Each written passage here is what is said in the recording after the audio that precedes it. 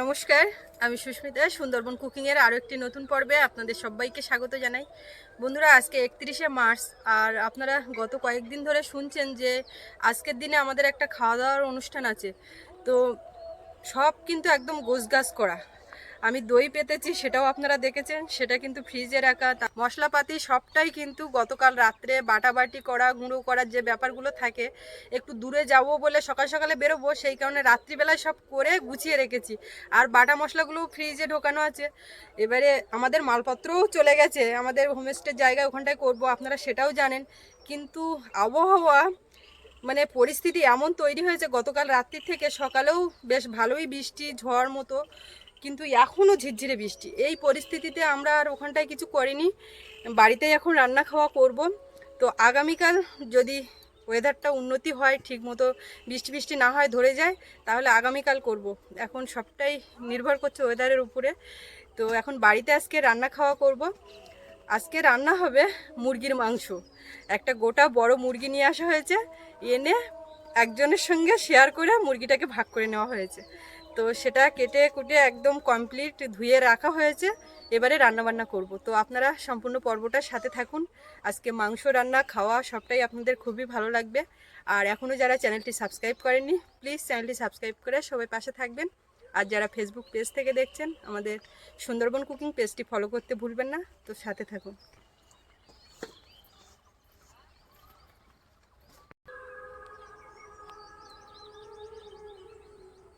মাংসটা ধুয়ে রেখেছি, জল ঝরতে থাকুক, তার মধ্যে মশলাপাতি রেডি করে নিই।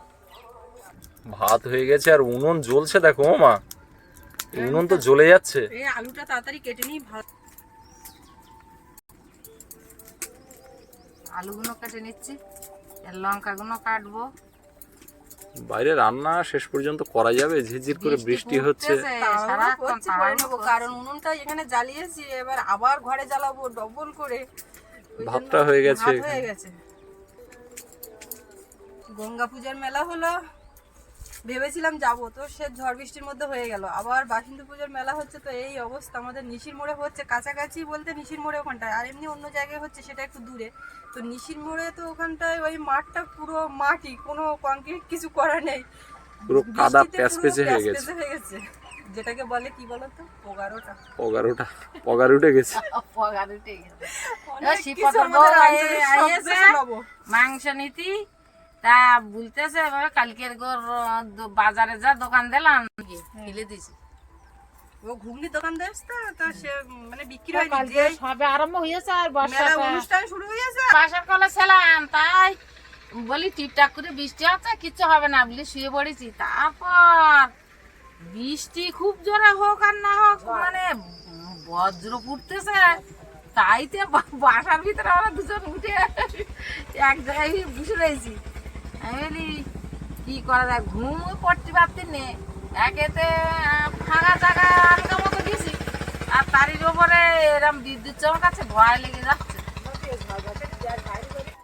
এক চাপান কাঠ পুড়ে গেল। এবার কড়াইটা বসাই।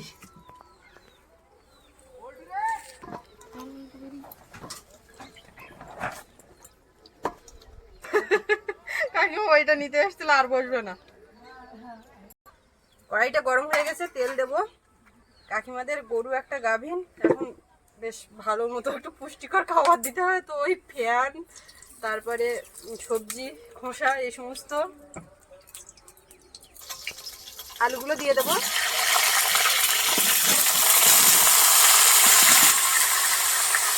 ঝড় বৃষ্টি আর মনে হয় পেছন ছাড়বে না, এখনো বর্ষাকাল কোথায় তার ঠিক নেই।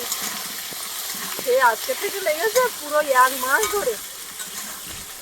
যারা খাওয়া দাওয়া করবে নিমন্ত্রণ করে, সব বাড়ি বাড়ি গিয়ে নিমন্ত্রণ করে আসি 100 লোকের, আবার সেই নিমন্ত্রণ আজকে সকালবেলা গিয়ে নিমন্ত্রণ ফিরিয়ে নিয়ে আসি। করা যাবে।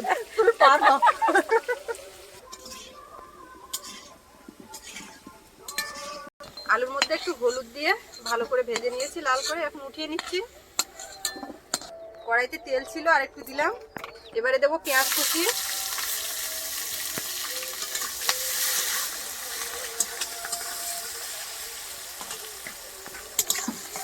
রসুন দেবো। রসুনগুলো সব মানে কাটা মাছটা দিয়ে চিড়ে চিড়ে কাটা ছাড়ানোর সময় বাটলাম না, দিয়ে দিলাম। এক ধারে নেই, ওটা আর এক সাইডটা কোথায় গেছে? পেঁয়াজ আর রসুনটা ভেজে নিয়েছি, এবারে আদা বাটা দেবো। বাবা অনেকদিন পর আবার বন্দুকের ব্যবহার হচ্ছে, কি ব্যাপার?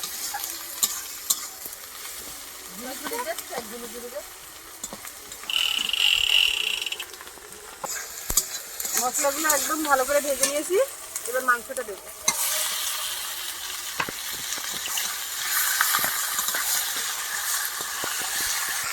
সকাল থেকে এরকম ওয়েদার বলে সোনাকে আর স্কুলেও পাঠাইনি।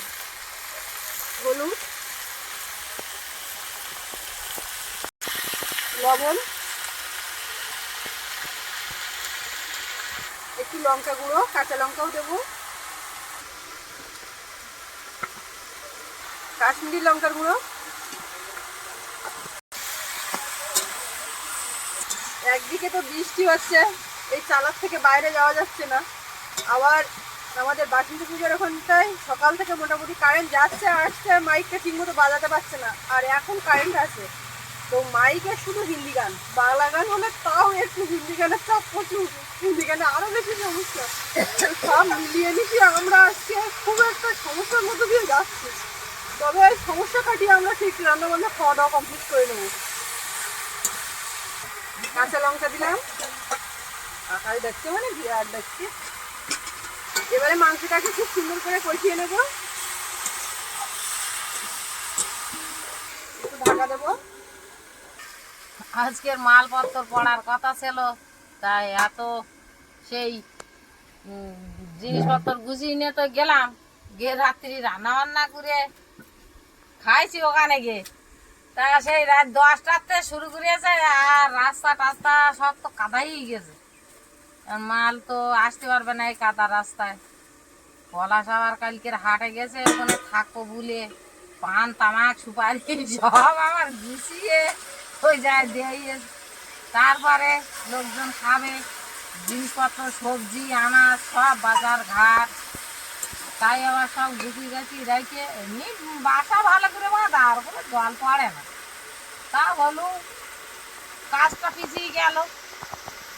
তা এখন কাদা হয়ে গেলে আর মালপত্র কি করে আসবে? নদীর রাস্তা আবার একদিন বৃষ্টি না হলে শুকনো হয়ে যায়, সেটা সমস্যা না, কিন্তু এই অনুষ্ঠানটা পিছিয়ে গেল। এইটা একটা মাথার উপরে এমনি অনেকদিন ধরে একটা ইয়ে হয়ে আছে যে করবো, কবে করবো এরকম সব গোছ গাছ। আর 100 লোকজনের খাওয়া দাওয়া, তার একটা প্রিপারেশন, সেগুলো সব নেওয়া। মানে এই অনুষ্ঠান করছি, অনুষ্ঠান করতে কোনো চাপ হয় না, কিন্তু গোছানো। কিছুক্ষণ কষিয়ে নিয়েছি, এবারে ভাজা আলুগুলো দেবো। বৃষ্টি হবে না, যা এই টিপটাপ করে হচ্ছে, রান্না করে উঠতে পারবো। আজকে রাত্রিবেলায় মা তুমি তো ছিলে না, যখন বৃষ্টি আসছে তখন আমি বলি কাঠ খানিকটা তুলতে হবে, কারেন্ট চলে গেছে, অন্ধকারে তাই হাত চাপা করে করে কটা কাঠ তুলেছি। আর বাবা এসে কি করেছে সকালবেলা, একদম সাত সকালে আমাদের না ডেকে বাবা এই বাইরের কাঠ ভ্যান ভর্তি করেছে।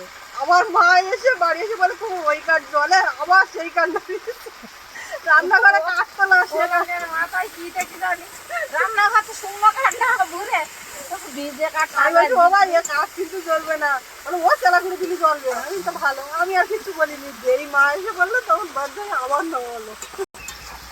ভালো করে কষিয়ে নিয়েছি, এবারে জল দেবো।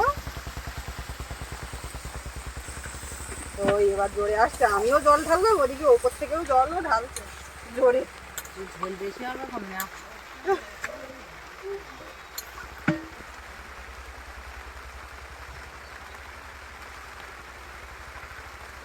আজকে যদি অনুষ্ঠান ওখানে করা হতো, দেখো এই খাবার টাইমটা একদম বৃষ্টি হয়েছে, এই রিস্ক নেওয়া যায়, মানুষ এই বৃষ্টিতে যেতে পারে, আর নদীর রাস্তায় কাদা। সকালে আকাশের যে অবস্থা বর্ষা ফুটেছিল, একদম অনুষ্ঠান করা সম্ভব না।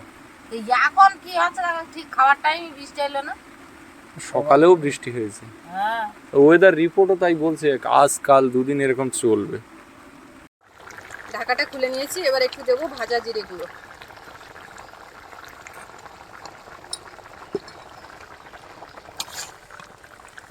কাঁচতে করেছে, কাঁচতে পড়লেই মাংস দরকার, কাউকে মাংস না হলে আর ভাত নামবে না, কাঁচতে পুড়ে মাংস খাবে। কাঁচতে মানে হচ্ছে বৃষ্টি বাদলা, নাগাড়ে বৃষ্টি চললে সেটা হচ্ছে কাঁচতে। তো এই কাঁচতে মাথায় ঠান্ডা ঠান্ডা ওয়েদারে একটু মাংস লাগে। কেন কাঁচতে বলেছি তা লোকে বুঝতে পারবে না। সবাই পারবে না, হ্যাঁ, সবাই পারবে না। ও এই তো ভাত বেড়ে ফেলছি না, আরেকটুখানি ফুললে হয়ে যাবে। রান্নাটা হয়ে এসছে, এবার গোটা গরম মশলা বেটে নিয়ে এসছি, সেটাই দেবো। পাতলা ঝোলে মুরগির মাংস কাঁচতে মাথায় পুরো জমে জমে ক্ষীর যাবে। হয়ে যাবে।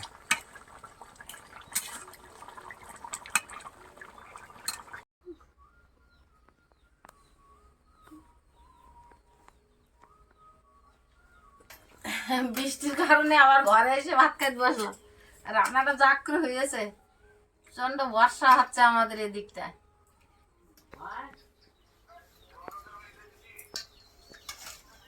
ওর আগে হ্যাঁ শরীর মাংস বেঁচে বেঁচে দিন, বুড়ো লোক।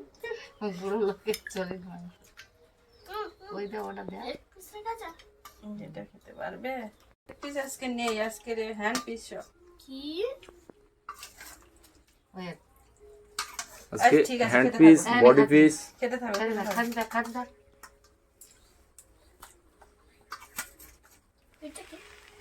বোঝা যাবে না, ওটাতে পচে যাবে না, ও তুমি বুঝতে পারবে না। কে রাতে তো বৃষ্টি গিয়েছে, কি আর দেবো মা, কি দেবো? ভোরের বেলা উঠেছি বুঝলি, সে খাবো কখন সে গল্প তো মনে উঠলে হাসি লাগছিস।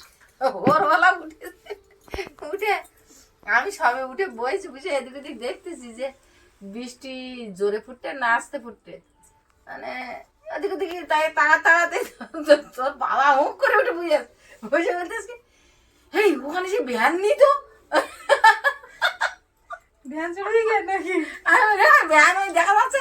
বলে কই কই কই কই বলছে, তুই ভ্যানের ধারে গিয়ে উঠেছে, তাও বলতে কই ভ্যান কই, আমি দেখতে পাচ্ছি না। আমি বই তো আমি কিন্তু দেখতে পাচ্ছি। আসলে ব্যাপার হচ্ছে কালকে তালা চাবি কিনতে বলেছে, এবার মনে হয় তালা চাবি তো কিনিনি, বাড়ি শিকল আছে, শুধু চাবিটা কিনলেই হবে, তালাটা কিনলে। এবারে মানে ওই ভাবতে ভাবতে ঘুমিয়ে পড়েছে। তা দেখা যাচ্ছে, আমি বলতে চাই দেখা যাচ্ছে তো সে মা বিশ্বাস করবে না তোমার কথা?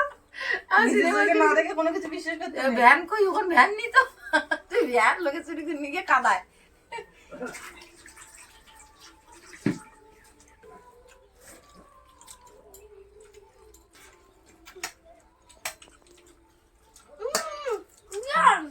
ওটা হ্যান্ড পিস, তাও তো আছে। তুই বলছিস হালকা ঝোল বৌমা, তরকারি কিন্তু বেশ ভালোই লেগেছে। ঝোল একটু হয়েছে কিন্তু একটু ঝোল হালকা হবে। ঝোল রেখেছি, কারণ তো নিশ্চয়ই আছে। হালকা ঝোল হলে আপনাদের সবার প্রশ্নের উত্তর না, এখানে কেউ কেউ জিজ্ঞাসা করেন, জিজ্ঞাসা করেন না, বলেন যে অতটা তরকারি সব নিজে খেয়ে নেন, মানে শ্বশুর শাশুড়িকে অল্প দিয়ে ওই এক গামলা তরকারি নিজে খেয়ে নেন। ব্যাপারটা এরকম একদমই না। এই যে খাওয়া দাওয়া হলো, আমরা খাবো, ফের কিন্তু একটু তরকারি থাকবে রাতের বেলা খাওয়ার জন্য, তখন আবার সবাই ভাগযোগ করে খাই। যাই কিছু একটা হালকা ভাজা টাজা কিছু করে নিই, ভাজা পোড়া যাই কিছু করে, আর যা তরকারি থাকে সেটাই করা হয়। লোকে ওইরকম বলে, বলে তো, তোমার শোনাই না, তোমার মন খারাপ হয়ে যাবে বলে। অবশ্যই এই সমস্ত ব্যাপারগুলো যারা বলে, তো আর কি বলবো, যা মনে হয় তাই। আমার তো কিছু বলার নেই, কিন্তু একটু ক্লিয়ার করে দিলাম যে আমাদের ব্যাপারটা যা রান্না হয় দুপুরের তরকারি কিছুটা থেকে যায়, রাত্রি আমরা খাই ওটা ভাগ করে। রোজ দিন না। রোজ দিন না, ভালো মাছ মাংস হলি। আর এই সারাদিন সকাল থেকে সন্ধ্যা পর্যন্ত দুটো চ্যানেলের ভিডিও করতেই সময় কেটে যায়, আর শরীরে আর দেয় না যে রাত্রিবেলায় আবার সাজন করে গুছিয়ে গেছে রান্নাবান্না করি। তবু অনেক দিন হয় রান্নাবান্না, এমনকি রাত্রেবেলায়ও রান্না শ্যুট হয়, মানে ঠিক নেই, মিলিয়ে মিশিয়ে আমরা ছুটতে থাকি। আর সেই সময়ের সঙ্গে পাল্লা দিয়ে খাওয়া দাওয়াটাও আমরা অ্যাডজাস্ট করে নিজেরাই করে নিই। এখানে মা বাবা তো আর বাইরের কেউ না, আর আমার বাড়ি তো বেড়াতেও আসেনি, আমাদের নিজেদের। অতএব আমরা সবাই এক। তোমার বাবার বাটিটা একটু দেওয়া দিকে একটুখানি মাংস, কোনো মাংস হইলে বলে 1 চামচ একটুখানি ঝোল, আলু ভালো কিচ্ছু না। ব্যাস সোনার একটা আলু দেবো? আজকে ঝোল চেয়ে নিলাম কেমন, ঝোলটা হেভি হয়েছে, খুব বেশি পাকে হয়নি আর খুব বেশি পাকও হয়নি, বুঝলি? ঝোল তো আমি খুব একটা খাইনি, মাংসের ঝোল। আজকের মাংসটা হেভি হয়েছে, ঝোলটাও হেভি। মেলায় ঘরে বাইরে থেকে ঘরে খেতে আসলাম, এখন আমার মেলায় মেলায় বেরিয়ে কালকে যারা গেছে মেলায় তারা ঠিক বুঝতে পেরেছে, যেই দেখি অনুষ্ঠানটা শুরু হয়েছে ঝাঁক বাবুল কালকে, আর সাথে সাথে কারেন্ট চলে গেছে, সব অফ। আর ওই যে আমাদের সঙ্গে এই পার্টনারে মাংস নিল, সে ও বলছিল মোটামুটি না? ঘুগনির দোকান দিয়েছে, বলে আমার 12 কেজি মাল সব ঢালতে হয়েছে, বাড়ি খেতে হয়েছে। আজকে সুস্মিতা খুব পছন্দ করে মাংস নিতে হয়েছে,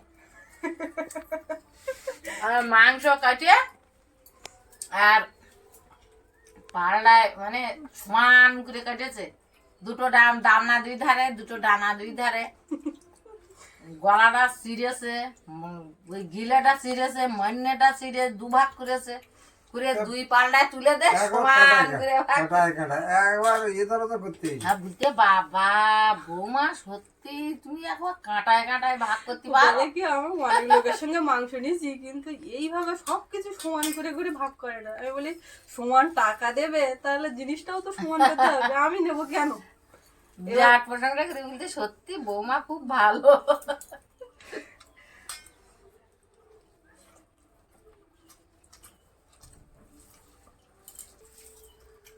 সোনার মাংস কেমন লেগেছে? হেব্বি হেব্বি লেগেছে। মাংসটা মুরগিটা বড় তো বেশ ভালো, ছোট সাইজের মুরগি হলে হ্যাঁ, এত মুরগিটা ভালো বড়, হয়। বড় মুরগি ভালো লাগবে। আর এমনি ঝোলটাও হেভি টেস্ট হয়ে যাচ্ছে। সোনা এই মাখিয়ে দিলাম, এবার ঝপঝপ করে খেয়ে নাও। মা তো রান্না করতে বসার আগেই বলে তেল কম দেবে, মশলা কম দেবে, এরকম মানে আড়ালে বলতেই থাকে। কিন্তু তো আজকে সেই মতো রান্নাই করেছি, আর সবাই তো খেয়ে খুব খুশি, ভালো হয়েছে বলছে। খাওয়া দাওয়া একদম শেষ পর্যায়ে এসেও গেছে, আমরা এরপর বসবো। তো যাই হোক, আজকে পর্বটা এখানেই শেষ করব। আপনাদের সম্পূর্ণ পর্বটা কেমন লাগলো অবশ্যই কমেন্টে জানাবেন, আর ভালো লাগলে লাইক করবেন, শেয়ার করবেন। আর যারা এখনো চ্যানেলটি সাবস্ক্রাইব করেননি, প্লিজ চ্যানেলটি সাবস্ক্রাইব করে সবাই পাশে থাকবেন। আর যারা ফেসবুক থেকে দেখছেন আমাদের সুন্দরবন কুকিং পেজটি ফলো করতে ভুলবেন না। সবাই ভালো থাকবেন, দেখা হচ্ছে আগামীকাল। আর এতক্ষণ সাথে থাকার জন্য সবাইকে অনেক অনেক ধন্যবাদ।